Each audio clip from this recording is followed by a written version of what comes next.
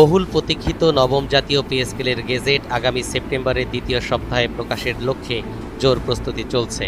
এর আগে জুলাই গেজেট প্রকাশের আলোচনা থাকলেও শেষ পর্যন্ত তা বাস্তবায়ন হয়নি। সংশ্লিষ্ট সূত্র বলছে, বেতন বৃদ্ধির হার, বিভিন্ন ভাতা ও সুযোগ সুবিধা, জুডিশিয়াল সার্ভিসের বেতন কাঠামোর সঙ্গে সমন্বয় এবং সরকারের আর্থিক সক্ষমতা নিয়ে পর্যালোচনার কারণে নির্ধারিত সময়ের চেয়ে গেজেট প্রকাশে কিছুটা বিলম্ব হচ্ছে।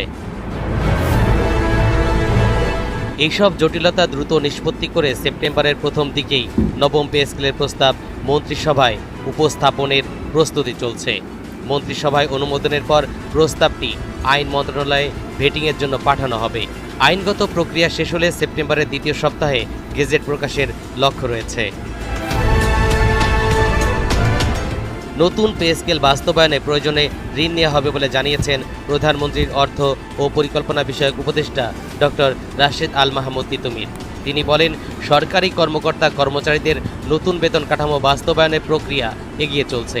তবে এটি কবে থেকে এবং কত ধাপে কার্যকর হবে সে বিষয়ে মন্ত্রিসভা সিদ্ধান্তের পরই চূড়ান্ত ঘোষণা দেওয়া হবে। নতুন পে স্কেলের অর্থের সংস্থান করতে অভ্যন্তরীণ সম্পদ আহরণ বাড়ানোর পাশাপাশি প্রয়োজনে ঋণ নেওয়া হবে বলে উল্লেখ করেন তিনি। নতুন বেতন কাঠামো বাস্তবায়ন প্রক্রিয়ায় এরই মধ্যে দুটি গুরুত্বপূর্ণ ধাপ সম্পন্ন করা হয়েছে। সরকারের বর্তমান পরিকল্পনা অনুযায়ী অক্টোবর থেকে সরকারি চাকরিজীবীরা নতুন বেতন কাঠামো অনুযায়ী বেতন পেতে পারেন। তবে নতুন পে স্কেল 1 জুলাই থেকে কার্যকর ধরা হবে। ফলে জুলাই, আগস্ট ও সেপ্টেম্বর এই 3 মাসের বেতন পুনর্নির্ধারণ করে বকেয়া হিসেবে সমন্বয় করা হবে।